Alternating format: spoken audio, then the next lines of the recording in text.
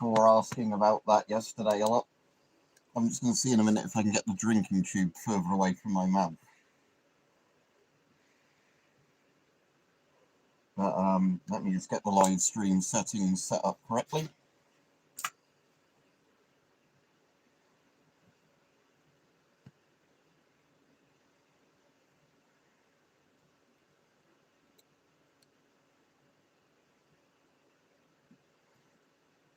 Right, that should be how we want it. Now let me just figure out with this how the drinking tube bit works again. Because I can't remember if there's a way you can adjust this on the inside of the mask of this one or not. So that's the connector, isn't it? I think that's just one you have to manipulate into your mouth, so you can't really maneuver it. It's not like one with a lever, is it? Let me just take it off to have a look. Don't forget to like the stream, anyone that comes on. Right, Stalker the Oil Lantern. So yeah, got the M40 out because people were going on about that, like my American viewers. That's coming off a bit from the little second skin bit from the diaphragm bit there. So let's sort that out and clip that back in properly. So that does have like a little bit for the tube to all sit in on there.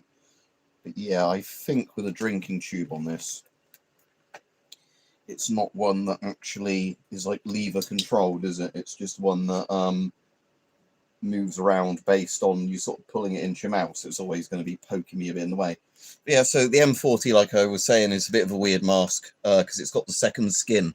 So if you can see up there, it's a green mask inside, and then the mask is wearing a mask. Because the M40, they made the actual mask inside out with silicone, and then they made the second skin for it, which is butyl rubber because it's less likely to be affected by chemicals. The second skin is dated 1991 and made by MSA. I don't know the actual mask's date handily without finding out by looking there. That's the ID number. There we go. So the actual mask is 1994, so the second skin is older than the mask itself. Not going to really show up on that camera. Get the PMG then if you want to get a PMG. It's a pretty old mask, outdated, but if you like it, you know. Let's just get that back on. Like I said, the only thing that's not great on the M40, for me personally, is the straps are a bit lackluster. They definitely feel like an older generation of straps than when the mask was actually made.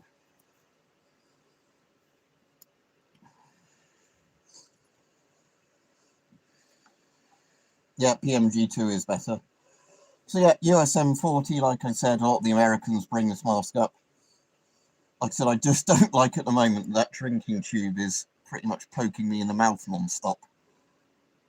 I think it's so you can kind of grab it with your face, but yeah, do that and then. But yeah, I definitely prefer masks where the drinking tube, you can pull it away from your mouth using a lever. Because obviously the problem at the moment is it's kind of just pushing into my face every time I talk, because it doesn't catch on anything is the problem. But yeah, if you're coming on, don't forget to like the stream.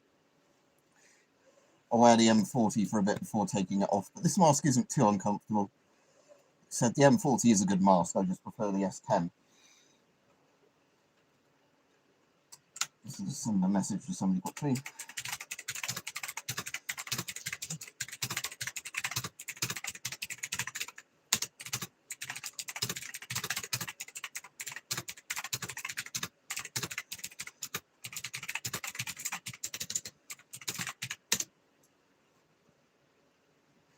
Yeah. I prefer the C50, but as I said, the FM53 convoy has more features. So the FM53 has the thing where you can use it with filters or use it with an airline and whatever else. But the actual, so FM53 is more versatile, but as I said before, the C50 is probably better for a regular person, because I don't think you need all those features. Yeah, the M40, I put this on because people kept mentioning it the other day. So there we go, got it on. with the second skin. Yeah, I'm just used to touch typing, Saint. So you know, that's the thing. I can actually type without looking at the keyboard at all, as long as I look first to orientate my hands to make sure they are over the proper keys. As soon as I start typing, then I don't need to look. And it's the reason I fucking hate it when I have to go from a decent mechanical keyboard to somebody using a really cheap rubber dome keyboard, because I keep making typing mistakes because I'm not used to, you know, like the pressure of pushing the keys.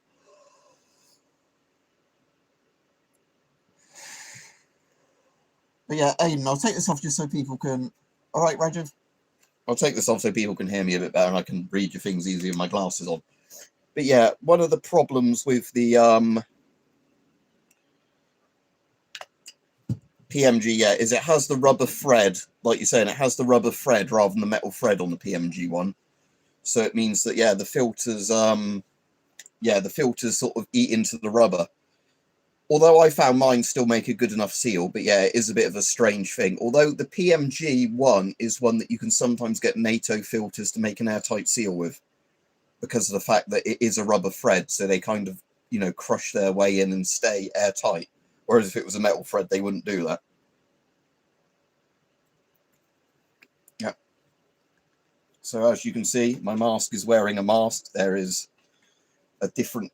The actual M40 is a green colour underneath that. But as you can see, but I'm not going to take all the fucking second skin off because it's a bit of a ball ache to put back on. But yeah, the second skin is the mask for your mask. Some of my eyepiece lenses are coming off a little bit there, though. I need to get those back on more efficiently. I think it's better now. But yeah, the eye outserts are coming off a little bit there. But yeah, so US M40, quite an interesting mask. Like I said, I prefer the S10, but this is still a good mask. Just like I said, the weird thing of this mask is the fact you have a mask for your mask to wear. And the reason for that was apparently they made the mask out of silicone because it's more comfortable and less people have allergies to it. But butyl rubber is obviously better at being chemical resistant. So what you'd normally expect of a mask is that they just make the exterior bit of the mask out of butyl, and then they just make the oral nasal cup and bits pressing against your face up out of silicone. But with the M40, for whatever reason, they made like a separate chemical hood / mask to put on the mask. Not really, Saint. Like I said, I've not worn one for hours and hours with those JSP half-face masks. Same with the other, like GVS Ellipse and the other ones I got during COVID. But no real complaints. They're very much similar quality to the 3M ones. They're very, very close to the 3M ones, in all honesty. You know, they're not a one-to-one rip-off, but they have all the same pros and cons as the 3M half-face masks. So, yeah, with masks for getting rid of moisture, a good feature that I wish more masks had, and you can see this a bit on the M40, is what I really like on masks is where the exhale valve is as close to your chin as possible. Because that means sweat and stuff can actually drain out vertically. Whereas if you have an exhale valve at the front, any moisture that collects under your chin isn't going to naturally drip out the exhale valve. So that is one of the features that, you know. You still got yours, have you, Raju? Yeah. Yeah, it's good because obviously if you're dremeling or sanding or whatever, you're not going to be breathing in any of the things. How did you manage to stretch it? Normally with those sort of masks, you can't stretch them unless you put them under way loads of force. The FM12, is mine handy behind me or not? Or my CT12? Oops. Then he goes to surplus pile again.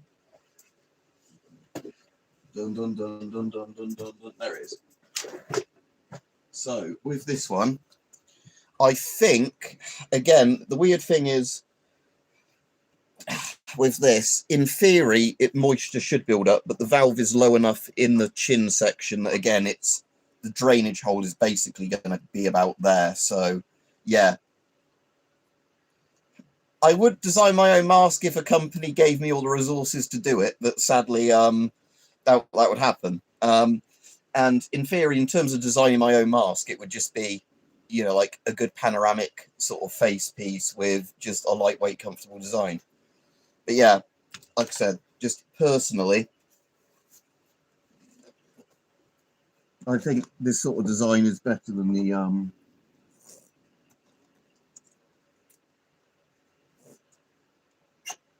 M40, just because it's I know the S10 is the actual one from the era of the M40, but see if I can get this in. Well, again, if you either bought one that was way too small or you've not stretched it, because normally they'd rip rather than stretch those sort of masks. See if I can actually get this filter in.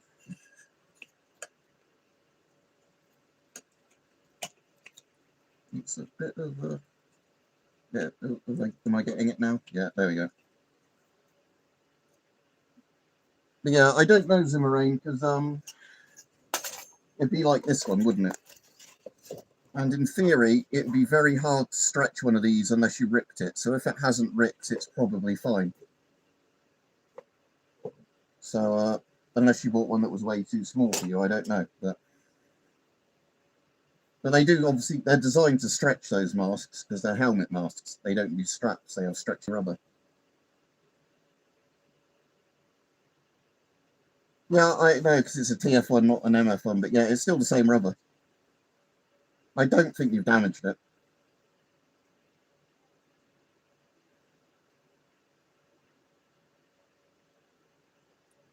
So yeah, there was an Afghan Gordon Freeman in the UK today, apparently. If I can find the news story again.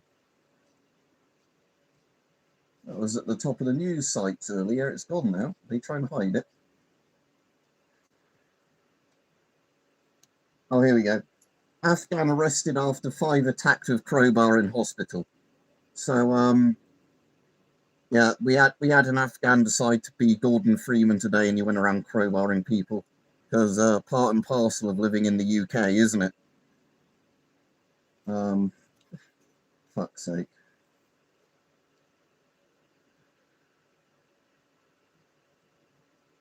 I haven't seen that one, Kevin, or I might have done, but there's the one I'm familiar with. There's like a Russian guy that has shitloads of PKMs and everything on his back.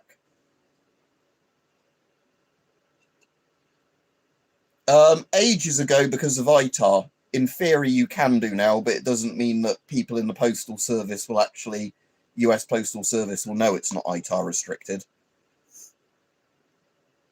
But it's basically because the US has a thing called ITAR. So, Saint, I'll go back to your thing in a second. And ITAR is like international arms embargo-y sort of thing. And in theory, what it means is outside of like guns and bombs and stuff like that, it covers generally current mil-spec stuff. So like, say, Geiger counters, gas masks, radios, all that sort of stuff. It's generally designed so outside of the country you're in, you know, you can't get out. And as Kevin said, it's basically to try and stop people copying your designs. I think that was the point of it initially, that, you know, somebody couldn't just sell a design to the Soviets or whatever so they could get a load and backwards engineer them, even though they fucking did that anyway with the M17, as we know. And yeah, it's one of those things where, annoyingly with ITAR, there's some stuff that isn't ITAR restricted anymore, but some people might actually think, you know, it still is, if that makes sense, or they want to play it safe. So you could have something that should get to you fine, but you'll get either the seller or people down the postage chain that will go, oh no, that's ITAR restricted, even if it's not. They don't want to take the risk. No, I assume you've got a very chonky filter then, Firebird. But yeah, my filters aren't that chonky. I don't know, Xenorian. You'd have to ask somebody more into radios than me. But yeah, there's the if you take the CT12 bit out, that's what that looks like there. But I'm trying to remember, can you actually, does that compromise the air seal on this now, or is it blocked off inside as well? I think it's sealed off inside, isn't it, as well, with the CT12? Can easily check that now, actually, by putting it back on and trying to suffocate myself and seeing if any air comes through. Yeah, that's still airtight. So that's just a oh, nearly lost that then. That's just a cosmetic thing. No, the filters aren't fake. I very much doubt the filters are fake. It's just that, like I said, it's probably just a very chunky, thorough filter. Because bear in mind, an ABEC 2 filter is going to be bigger than an ABEC 1 because it's level 2, not level 1. So it's going to have more charcoal and bits in it anyway. That sounds interesting, Jonathan. No, I don't know. What's the Stalker challenge, Kevin? I assume is it something related to the game, but in real life? I heard of one at one point where it was like you had to go to some sort of abandoned place and camp overnight. Is it anything like that, or is that something totally different? Oh, broadhead. Sorry, Jonathan. I thought you said bread knives then for some reason. But yeah, broadheads. Yeah, that's pretty cool.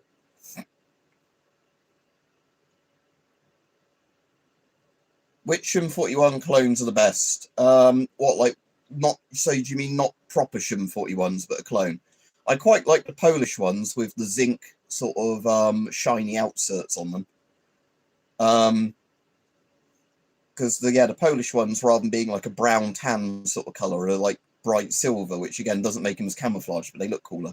And they're like a whiter sort of grey, so they're like paler as well. So the Polish ones I quite like. I'll have to have a look at some point, Kevin, but yeah. So yeah, just for a size comparison between these two, as you can see, the M40 is quite a lot chunkier than the CT12 or the FM12.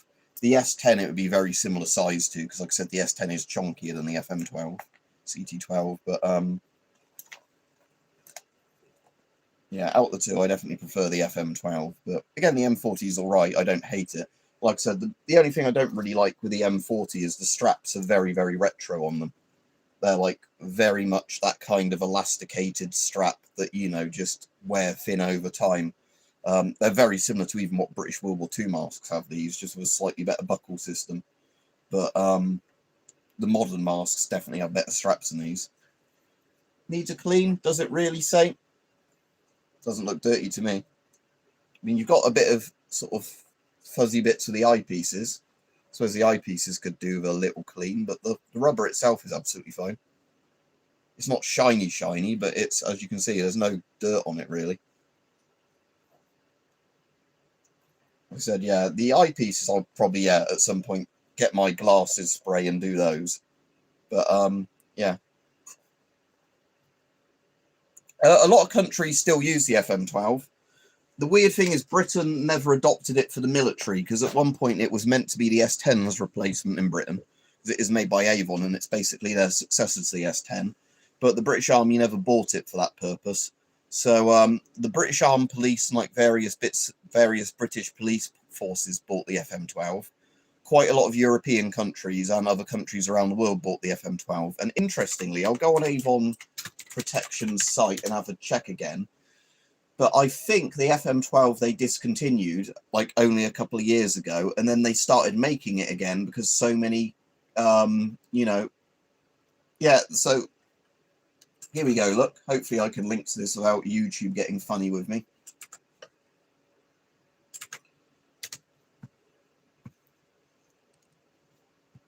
So yeah.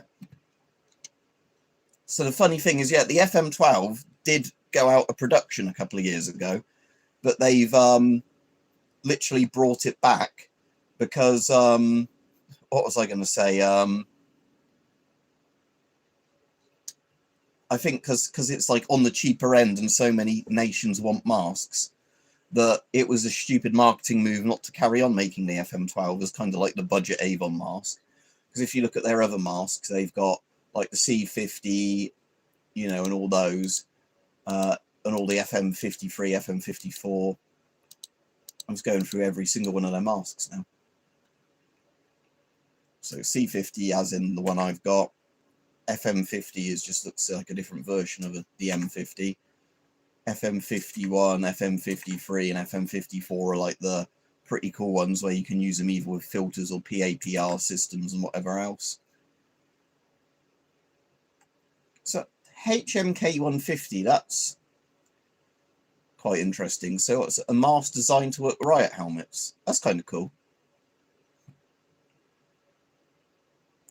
Yeah, so I hadn't seen this one before. So yeah, have a look at this one. I've got an M17, but not handy in this room to get it out. But yeah, so that's kind of an interesting one. So that one is one that's designed to work with a specific riot helmet, where like it properly, fits snugly with a certain riot helmet, and it's got like a reinforcing bit over the nose of it.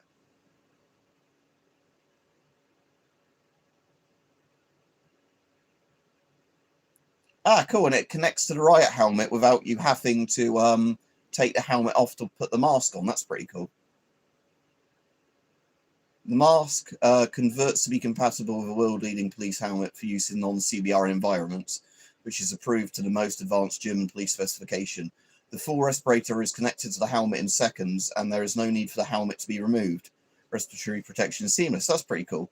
So it's one that, yeah, I guess once you've done all the fitting and that of all your bits, you can put the riot helmet on, have that on, and then the mask clicks onto the riot helmet and makes a seal with the riot helmet. That is actually really cool. Hopefully they start doing that with more masks, because that is a pretty cool feature. Yeah, probably the soldier or whoever who had it, Peppy. You can replace the straps very easily on an S10 though, at least if it's the strap itself that's damaged and not where the strap connects to the mask. But yeah, so what other ones do they do? So that's the 150, so that's pretty cool. The M50 is just the US military one. M53A1, that's again a bit like an FM54, isn't it, or an FM53. Again, there's so many slight variants on the Avon ones. The Mitre M1s, they're like half face mask, which is pretty cool. And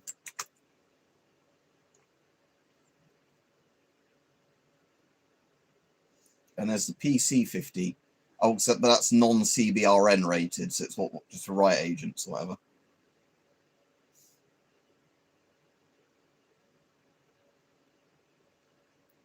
Yeah, I'd just personally go for the full-on CBRN rated stuff rather than the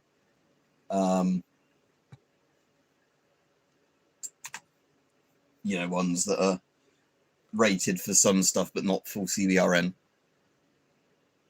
Yeah, Kevin, that's what I was saying before, that when I got my Canadian C4 mask, it was because I traded it with an American for an S10. So I sent him an S10 and he sent me a C4 that he got from Canada, or a surplus store that had imported him from Canada.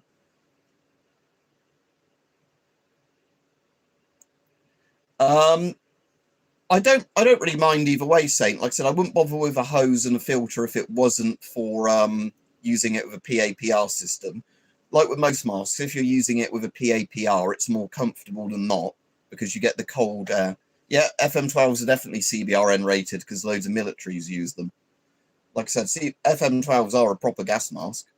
It's just that they're, a slightly older design now. They're a 1990s design or whatever, rather than a, like modern panoramic whatever. But they're still in production. They're still obviously CBRN rated. They're your typical kind of gas mask, makes a face tight seal to you and uses a filter. Lots of, if you made a brand new GP5, it would still be CBRN rated if the filter on it was any good.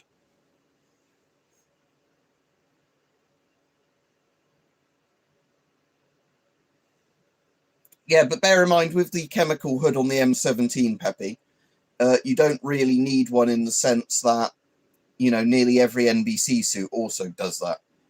Yeah, because I think it was because a lot of the US MOP suits, if I remember right, they did the thing where the suits didn't always have the hood, so the hood was on the mask, and then that hood connects to where it would be on your neck with the MOP suit.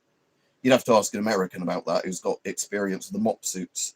But yeah, like I said, how they do it in a lot of the other Western countries and the Warsaw Pact countries used to do it, is you didn't bother having the chemical hood normally for the mask, because you had the chemical hood built onto the NBC suits, the CBRN suits. So, you put the mask on, then you pull the suit up, and the suit's hood seals around your mask, because it's like a oval shape in the suit. But did some of them, Kevin, not have hoods? Or was it a thing that if you had the chemical hood on the mask, you could just use both, or one or the other, or whatever? I'm saying you don't, Saint, because that's what I was saying, that the Avons still do the FM12. They stopped doing it for a bit, and then they started again, because like I said, the FM12 is absolutely fine if you're a military or a country wanting to buy masks that aren't complete cutting-edge stuff anymore. Yeah, Xmas was fine, thank you too, Fairy. How was yours?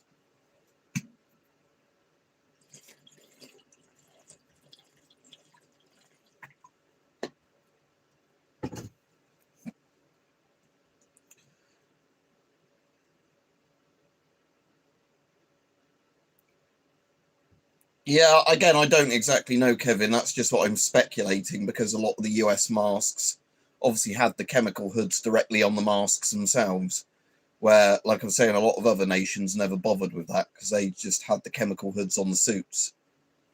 But yeah, so it might have just been an extra level of protection. But okay, I don't know. But you know, it's one of those things that you know, like I said, it's I'm just speculating really. I don't have a mop suit, so. Or it might have just been that those chemical hoods were designed that when you weren't in a situation where you needed a full-on chemical suit, at least that chemical hood would prevent your hair getting any like dust or shit in it, you know, that way. It could just be something like that was why they speculated doing the hood. But like I said, it's one of those things where most countries don't seem to do that. It seems to be the US that really went into hoods with like the M17 and the M9 and the M40.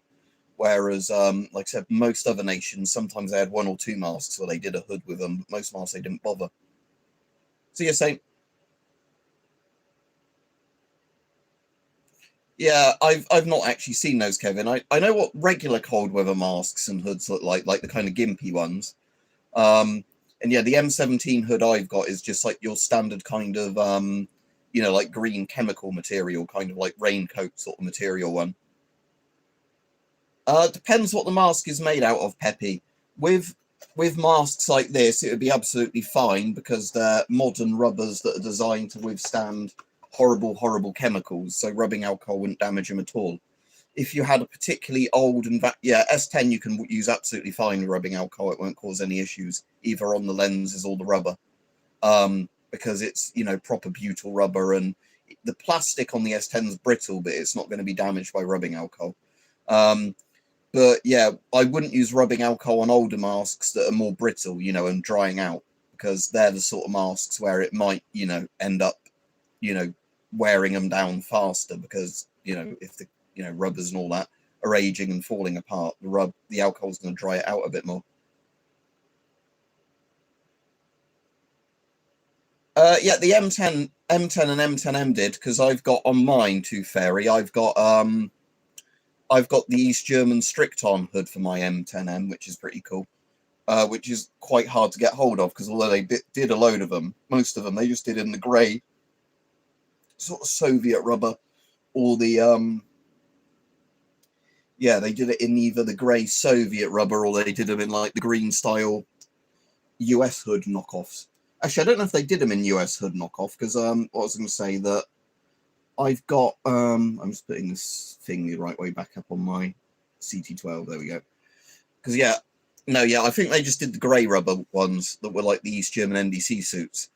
But yeah, so the majority of them had the grey rubber hoods. At one point, like I said, you could get the Strict-On ones where they were like obviously a more expensive limited time thing, where again it's basically that kind of rubber, but they've just done an extra camo layer on top of fabric, so it, you know, makes you a bit more camouflaged.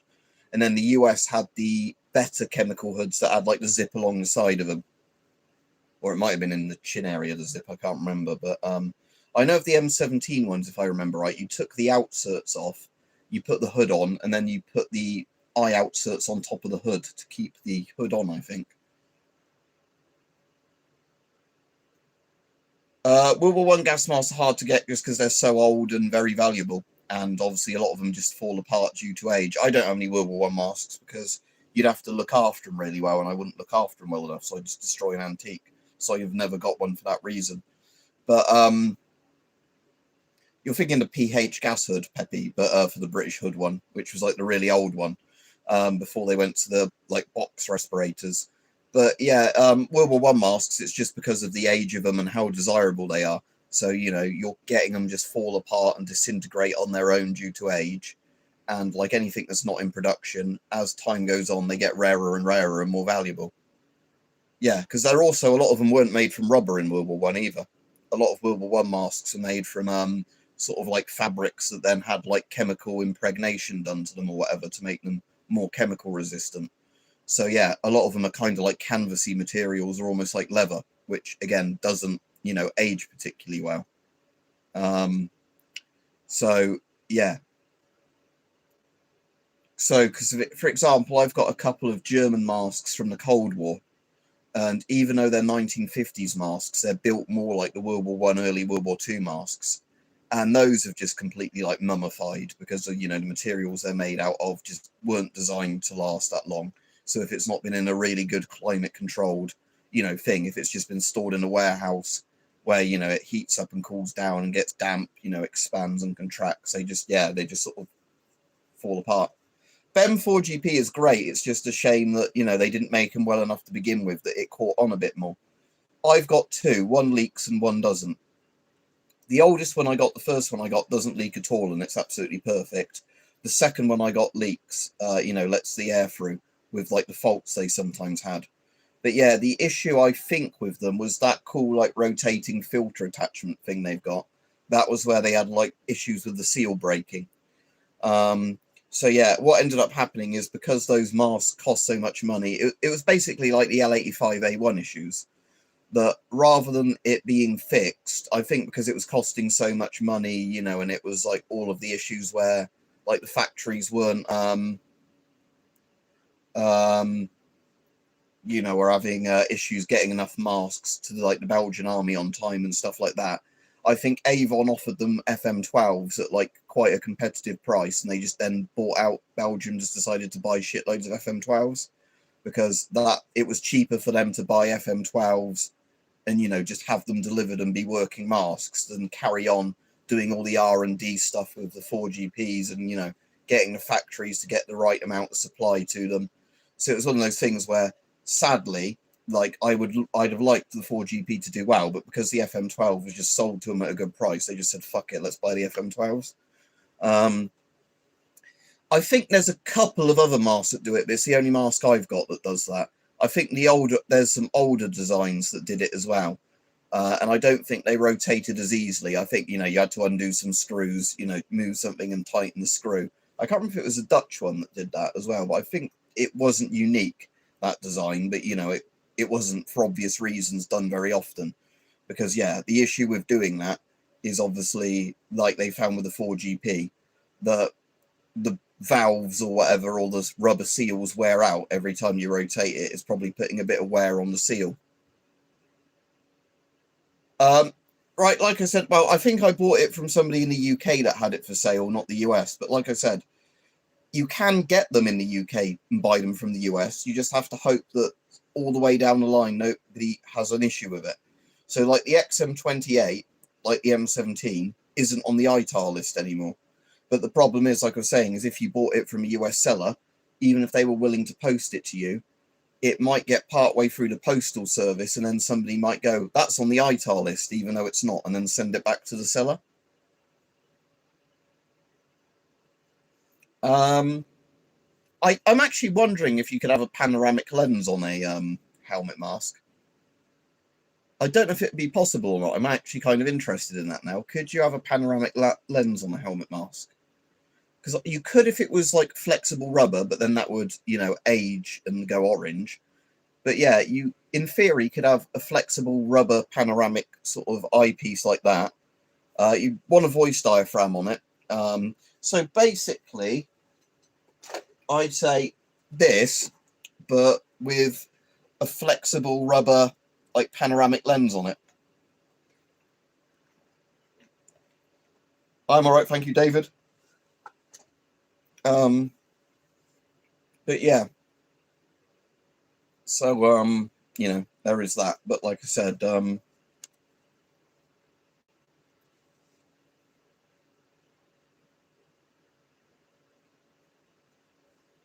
Yeah, I don't know, Kevin, about looking like. I'm speculating there might be because of the fact the US masks all had chemical hoods. Let me see if I'm just going to Google this now. US chemical suits and see if I can find like the older versions. Here's a 1978 one listed on US eBay.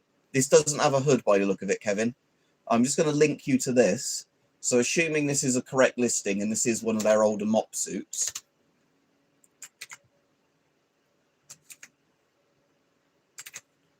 See, this doesn't look like it has a hood on it. It's got like a collar and it does say suit chemical protective. So yeah, I'm guessing the older American ones didn't come with a hood. I think that would just be the reason why they did the hoods on the mask. Because you'd have probably tucked your collar over the top of that and then tighten a little drawstring. I'm assuming that's how it worked.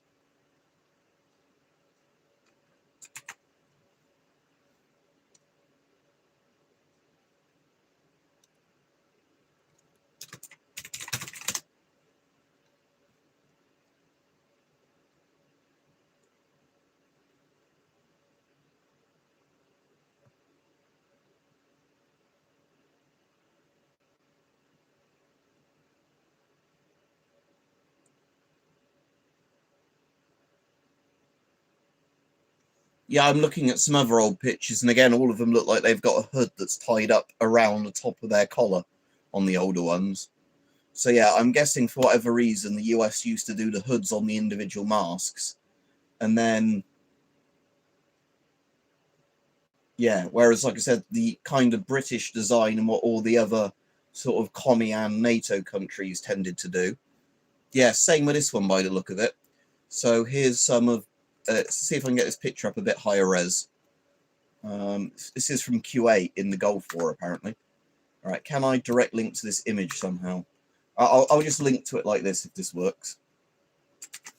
So that's like USM9 era chemical hoods. So 8th Tactical Fighter Wing. So that's USM9 masks, but notice again that the hood for the mask is actually connecting, yeah, to the actual suit itself around like that area. So yeah, I'm assuming that, yeah, older US chemical suits didn't have hoods, which is why they did that then. So I'm guessing my guess is right. But like I said, the British suits from the Mark III and Mark IV have hoods attached to the suit. Like you were saying, your issue and mop suits did. And like the commie suits all had hoods built onto the suits. Or they had, yeah, again, even the ones that had separate chemical hoods, they normally had the suit hoods, yeah.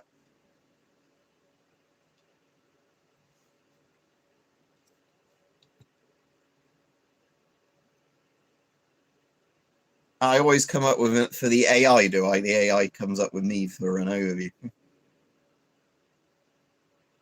Ah, that's interesting. Yeah, so what, the straps went under the armpits to stop the hood from lifting up, yeah. But yeah, like I said, that was just my guess, that because like I said, with like I said, that's the weird thing, is that most other countries didn't do chemical hoods on the masks themselves. They all seem to just do chemical hoods that, you know, are on the NBC suits that you drawstring up or whatever around the sort of face piece of the mask like that. But I guess just the US sort of carried on doing it that way until they decided to do it like everybody else did.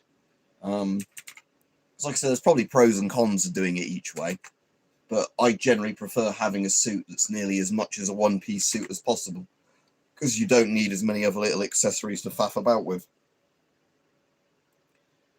Does the chemical gas mask hood affect how quick you can put your gas mask on? A little bit, David, because with some of them with the hoods on, you have to have the hood flipped forwards to be able to get at the straps, to put the straps on, and then you have to flip the hood backwards to get, you know, like get the, obviously, hood where it should be. So, yeah, the hood is going to slow you down, because if you, like, so with, like, say, I don't have it handy to show you, but with, like, any of the M17 style master hoods, yeah, you have to flip, when you get the mask out, you have to lift the back of the hood up.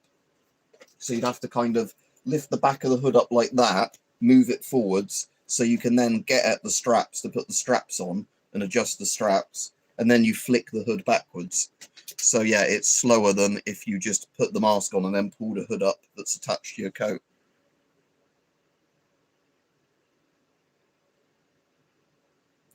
I've seen things, Peppy, that although I have seen a couple of dog gas masks, what is more common nowadays is people just to get the positive pressure little kennel things for dogs and cats, or like little tents where your entire family can sit in like an inflatable tent that's a bit like a bouncy castle, and then you know, that has like an air pump thing with filters on it that pulls air through the filters to then make the tent positive pressure.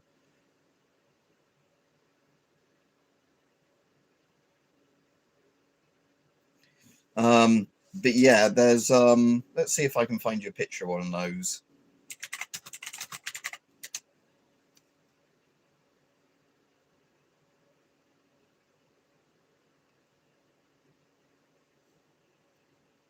Okay, here's the sort of thing, if I can get you a picture of it.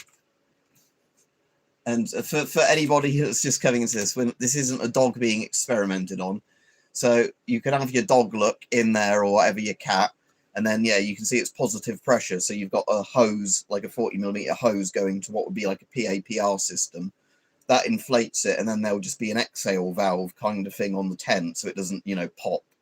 And what will happen is it will inflate and then let out air through that valve, but it's higher pressure inside than outside, so air can't seep in, and you're like your pet's protected being in the tent. Oh, yeah, this picture shows you it with the thing. So yeah, you attach like a C420 or whatever to the tent. Yeah, because otherwise it's fucking hard to adjust straps, isn't it, with the gloves on?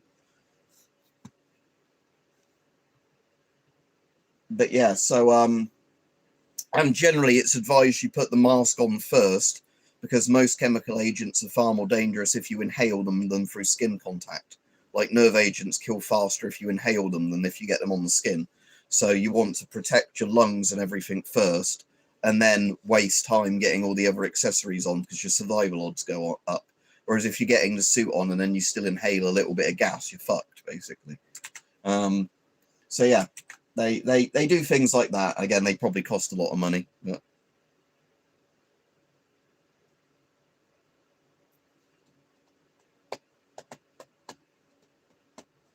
But yeah, right. So anything else that's interesting in news, like I said, other than Afghan Gordon Freeman in the UK running around? There was in a German bank, they had a Die Hard 3 carried out, where thieves drill into bank vaults and steal 30 million in Christmas raid. So yeah, they did the thing like going through the subway or whatever, or the sewer tunnels with a big industrial drill to get into the thing. So Simon Gruber, I reckon, was behind this. I'm just going to send this to somebody who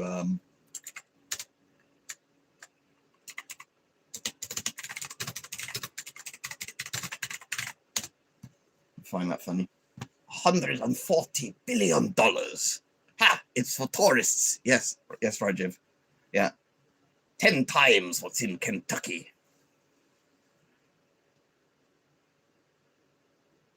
Yeah, there were, because ISIS and all those lot all had access to chemicals, so they were just using them as much as they could. It's like, here's the thing, as much as, you know, well, I suppose you're only a war criminal if you lose anyway. If I was fighting some sort of civil war thing to the death, I would probably utilize chemical weapons if I could get my hands on them. You know, because if you're fighting some war where you're basically fucked if you lose anyway, you'd probably say, right, let's employ chemical weapons, because if the other side doesn't have protection from them, they are pretty effective. It's just obviously with real militaries, they're all so, you know, good with actual chemicals now that, you know, after World War One, that it's not really a thing that, you know, like, because it's going to get such a strong response from another organized military, it's gonna, you know, it's not worth using them. Because if, you know, like one army used chemical weapons today, what would happen is the initial surprise of it might kill a load of people, but then everybody else would be in the mop suit before being deployed, and then they're going to retaliate against you really fucking hard because you've used a WMD on them, essentially. But if you're, you know, like some sort of, you know, civil war in a country fighting, I don't see why you wouldn't use them. You know, if you're one branch of Allah Akbars fighting the other branch of Allah Akbars, you know, because you are the God's chosen Allah Akbars, you know, that I'd understand then why you would use chemical weapons, because, you know, you're going to get beheaded anyway if you lose. You might as well, you know, use them. But Use them or lose them. But yeah, like that's again because Russia's been using fucking chemical weapons in Ukraine and been getting away with it. They've only used the really nasty chemicals a couple of times, but they've been using, is it chloropicrin or something it's called? Quite a lot of times, which is like a really nasty riot control agent. But why they use it is because you can drop it into dugouts and trenches. If the people don't have gas masks and whatever in the trenches, they'll suffocate to death if they stay in the trench.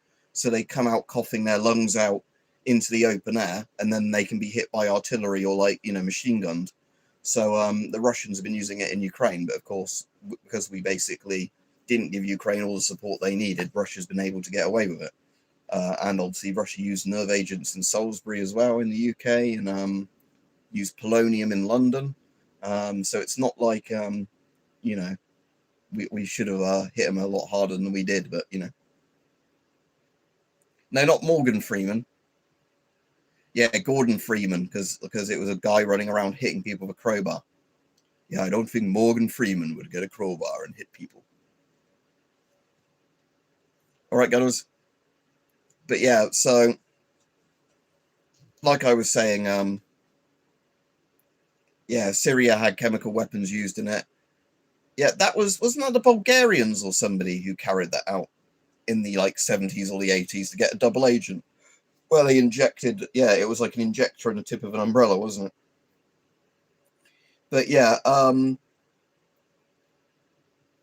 but yeah, that's the kind of funny thing, or not funny, but you'd be surprised because like Iran-Iraq war had chemical weapons used in it. Saddam used chemical weapons to kill loads of the Kurds because, you know, if you use chemical weapons against civilians, they are really effective because it's not like civilians are, you know, drilled and have all the equipment to know when they're going to be hit with chemicals and what to do. I need to look up the name of that town. Because some of my family had been in the military and stuff like that, David, and I just found gas masks cool. And as I've said before, at the time when I started buying a load of surplus, gas masks were pretty cheap, which isn't really the case now. But at one point, you know, if you're buying old steel helmets, they were like 5 times the price of a gas mask. So, was it like Halubja or something like that it was called? Saddam Kurd chemical attack. Halabja massacre. So 16th of March 1988, 3,200 to 5,000 civilians were killed, 7,000 to 10,000 injured. It says weapon mustard gas on here, but I thought it was a combination of gases they used. So I thought they potentially used sarin or something in that as well.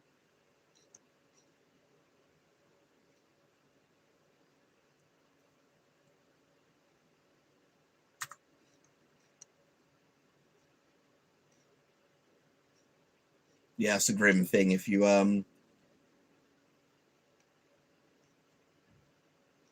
want to read up about you know, murdering of civilians with chemical weapons. Just because I find Chernobyl interesting and stuff like that, and I've always found radiation interesting. It's just that, you know, when the Chernobyl series came out, I got a bit more interested in it.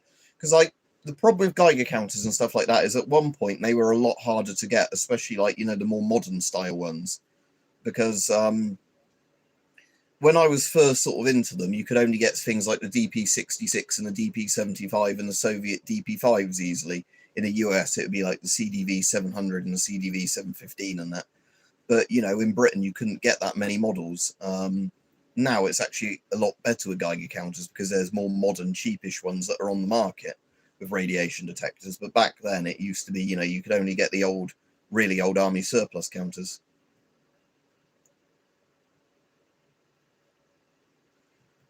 Yeah, I mean, Korea's probably a nicer country to be in, South Korea, isn't it, than yeah, Syria. I mean, in Syria, though, I've seen videos of the US troops mocking the Russians, where obviously they were on like joint deployment there, weren't they? Like, not officially with the Russians, but the Russians were like, because when Assad was still there, they were patrolling bits there. So, oh, that's very nice. Say, I wish your mum a happy New Year as well, Rajiv, and you as well. But that's tomorrow, isn't it, New Year's Eve? Because it's also my dad's birthday. That's why I can always remember when my dad's birthday is, because it's a convenient day to remember. I've heard the summers were horrible as well from somebody else that was in Korea. Like, you know, so you have the really horrible hot summers and then the cold winters, don't you? So you probably get good training for mountain environments and everything else, don't you?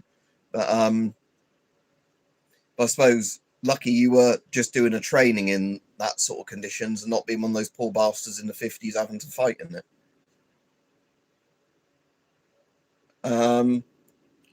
Probably it's because the canisters are heavier, peppy, and everything like that. Whereas with webbing kind of stuff, you can just have a satchel belt, a satchel kind of attached to all your other webbing in just a canvas little sack. Ah, you're a Florida man, so you're used to the hot, humid summers, yeah. But yeah, like I said, cause in the UK it's weird because we're kind of right in the middle of it. So when I went on holiday to Norway and Finland, we were with some Americans there, and they were from, I think, Kansas or somewhere south of Kansas. And they were complaining how cold it was, where my dad and I were just wearing shorts, and we're like, oh, but this is the summer in Norway. It's not as cold as like Britain in the winter. That didn't bother us. But, our acclimatization to the heat wouldn't be as, good. But again, it's like I said, Britain's the weird one because it's kind of, we can get fairly cold winters and fairly hot summers, but not on the real extremes where people who live in hot countries will say like you're pussies for saying that, that's hot in Britain at 30 something Celsius. And, people who live in like Norway and Finland will say, you think like -5, -10 is like cold, But it's a good enough one that you're kind of acclimatized to both, but not actually good at dealing with both. Cheers, David. Same to you. They're meant to, Peppy. I mean, whether or not it's a case that if they have some of them maybe stashed in their vehicles, I don't know. But in theory, it is meant to be equipment they carry with them all the time. And like Ukraine now, with Ukraine, they're trying to get every soldier issued with a gas mask again, because that was something they went away from doing. And then, like I said, the Russians started using chemical weapons against the Ukrainians. So Britain was actually paying to have Avon supply them with gas masks. So how does that work then if you're issued one but you don't carry it? Is it just one that's like kept in a barrack somewhere where it's not going to be useful, or just kept in the vehicle, like in a stowage rack or something? But yeah, I think with lots of these things, unless there's much of an imminent threat of it, there isn't really much reason to carry it on you all the time, as long as you can get at it fairly easily. Because like I said, generally in a war, like I said, it's only going to be the first time chemical weapons are used where you might catch people by surprise. Like we were saying, that's the thing. And once the enemy, once both sides know that the enemy's potentially going to use chemical weapons, everybody is going to be with their masks ready. It's like in World War One, when the Germans first used, I think it was chlorine, when they first used chlorine, they would have actually been able to have advanced through the French line, but they weren't expecting it to be as a successful attack as it was, so they didn't push the initiative. And then when they did it in the future, everybody knew they were going to use chemical weapons, so they never had a breakthrough that would have been the same. Okay, all right, yeah, but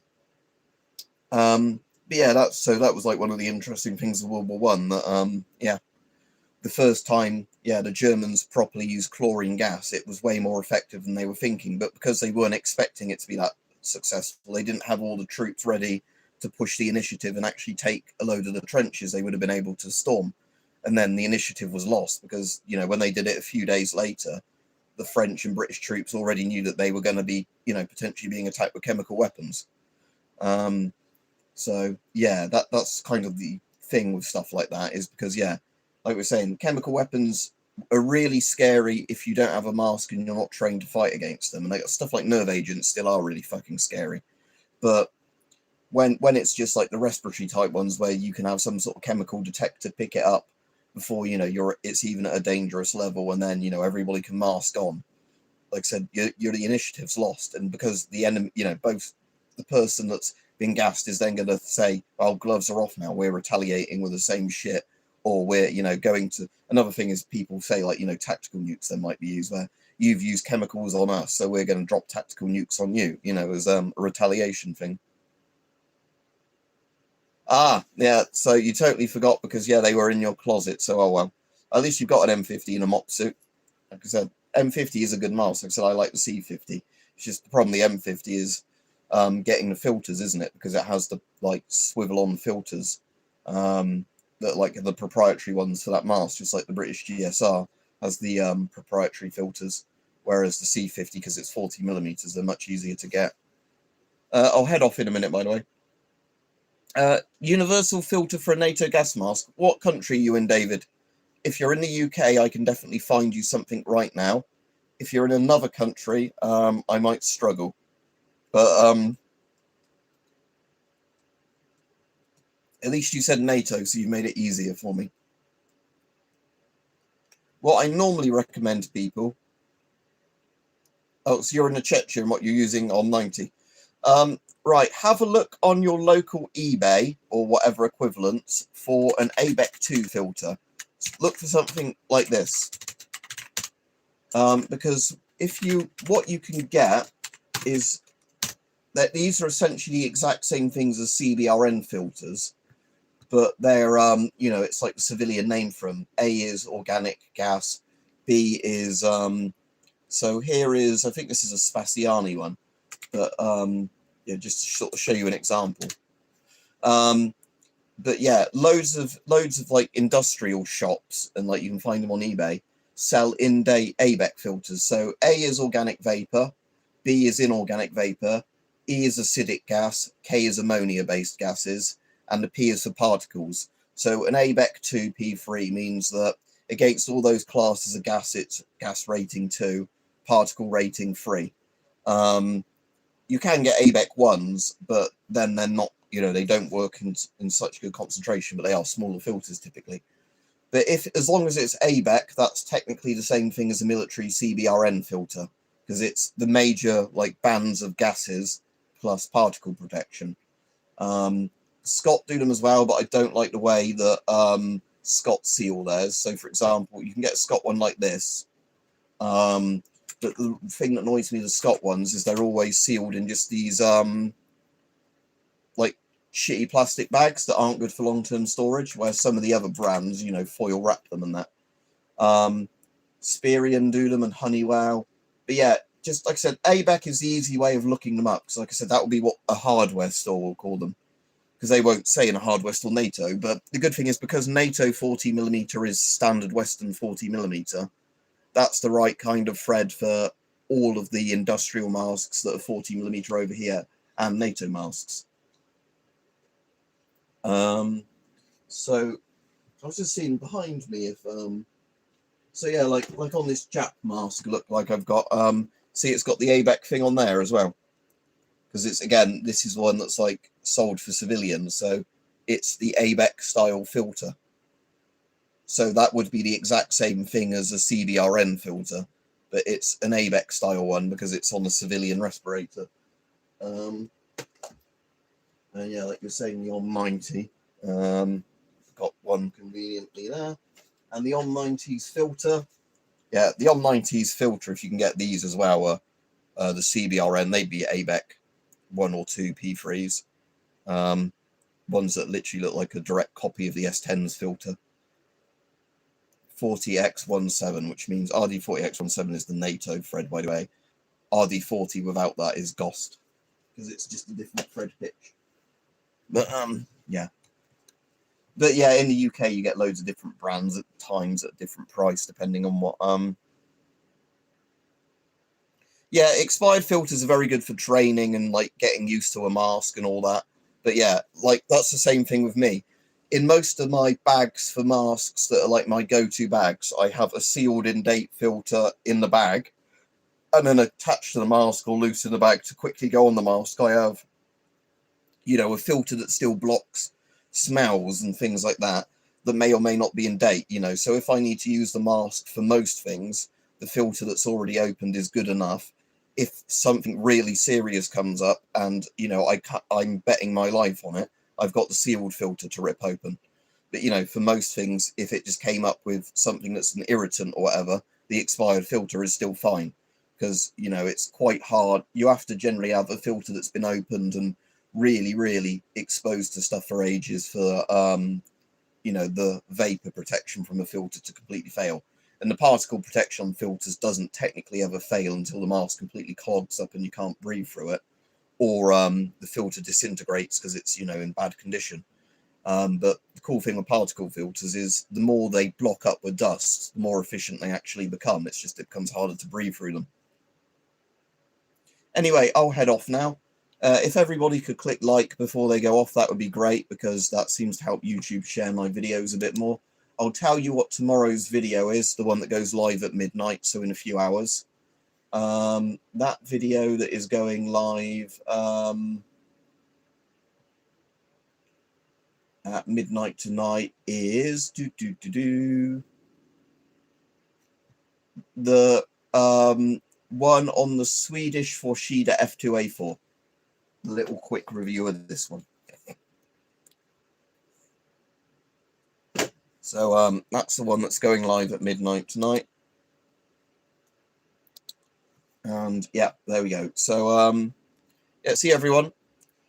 Yeah, ABEC, the standard 3M filters are ABEC normally. You get the particle filters, and then you can get the ABEC ones, and then they have the ones where you can connect two filters together to add the particle. What about that, David? For CS gas and tear gas, I think that's organic vapor, but you also want particle protection. Depends on how fine the vapor is, if it's more of a smoke or more of like a fine mist. But any combination filter, if it's not completely expired, will block tear gas, as far as I'm aware, because it's not, you know, a chemically clever enough thing that it can get past. Because generally, the thing is, although they have to have certain things in the filter to have them rated for certain chemical bands, quite often they do cross over anyway, some of these bands. That, you know, a filter that's rated for some stuff generally will, to at least to some standard, block other things because of how filters work. Yeah, I'll see everyone New Year's Eve. I'll do a stream tomorrow at some point. I won't do it at midnight or whatever my time, but I will try and do a stream tomorrow as well as some other videos. But yeah, what was I going to say? It's my dad's birthday tomorrow, so I'll obviously be seeing him for some of the day and that. But yeah, have a good day, everybody. Good evening, whatever. See you all, and catch you tomorrow, hopefully. And again, I'll try and stream if I can, but can't guarantee it, in the evening like this sort of time, so it's easier for people in the States and whatever to catch me, because I know you're like 6 to like 8 hours behind, aren't you, depending on which coast you're on. So it you know, works out better for you in the States if I stream at this sort of time rather than, you know, earlier in the day. Right, have a good one, everyone. See you tomorrow.